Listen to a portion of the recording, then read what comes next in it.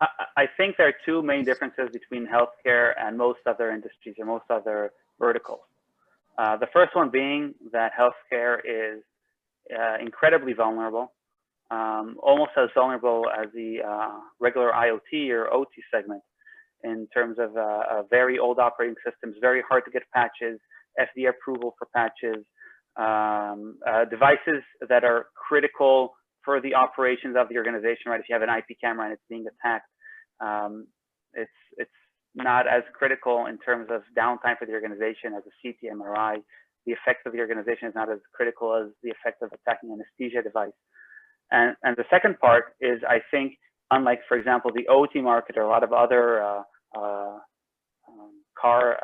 automotive cybersecurity, for example, is that you can't just take it up and disconnect it. It's integrated so much into the hospital's network with different devices and services and servers and the doctors that connect to the servers. And it's so that it's not just an easy way to just disconnect it from the rest of your organization and protect it by, I don't know, air gapping the network. That's not something that's possible in any healthcare organization. I think also for attackers, for hackers, you know, they typically go after the low-hanging fruit, right? And I think for a long period of time, healthcare was underserved from a security perspective. You know, most of the hospitals we talk to, they have a flat network, very little segmentation, very little controls in place.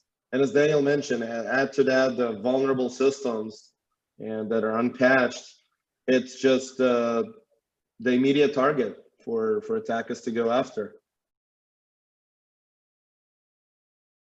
Getting more processes in place, getting more controls in place, implement zero trust, segment devices off the network, create more zones.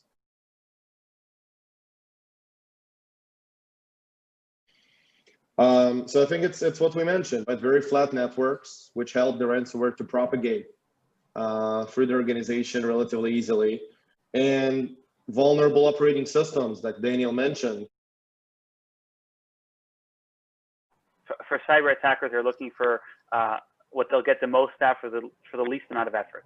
Right? If you look at financial systems have been doing a lot of work to make it very hard to get a cyber attack happening in a financial organization. You do not have a lot of verticals left where attackers can very easily go and do an attack and get a large gain. And healthcare remains the lowest hanging fruit for attackers right now in terms of their cybersecurity posture, and both in terms of the value that you get there, whether it's by stealing the PHI for ePHI theft, or whether it's for ransomware and holding the hospital hostage. If you, as Leon mentioned, if you only disable one critical system in the hospital, that's loss of a huge amount of money. Like something like a PACS radiology server. So that's the easiest way to make the most amount of impact.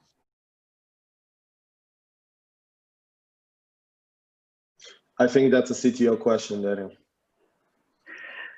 I think that the main case, most of the cases we see hospitals suffering ransomware attacks, usually the infection vector is over something trivial, such as an email that is being sent to someone from the medical, like the doctors or nurses, and they will open the email, run the executable, or open the Word document, and infect their computer in a ransomware. Once their computer is infected with with an initial malware, it will spread across the organization. There are ransomwares which spread very, very quickly to try and make the largest attack they can very quickly, or some that take their time to kind of map out the organization beforehand, and then trying to attack using easy vulnerabilities that either recently came out or have been out for a while, because they know that a lot of these organizations run unpatched operating system, and that way they spread across the organization, sometimes even spreading across things like shares that are unprotected, sending more emails out, and traversing VPNs that sometimes happen across different sites, different hospitals.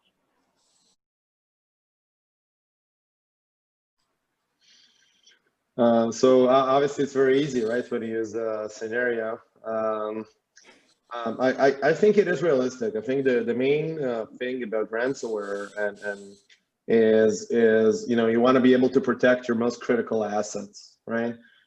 In most cases, the ransomware does not directly infect the critical medical devices, and the ability to stop this propagation to the critical devices. I think it's very doable.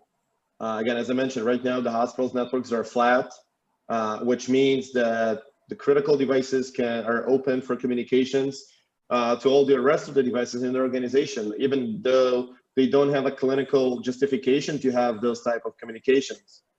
But this is where we can help, right? We have the ability to understand the context, the medical workflows, and all the different communication patterns, and isolate those devices to communicate only to the minimum and network entities they should communicate with. With that, you can prevent the propagation of the ransomware to the critical devices to ensure patient safety and data confidentiality.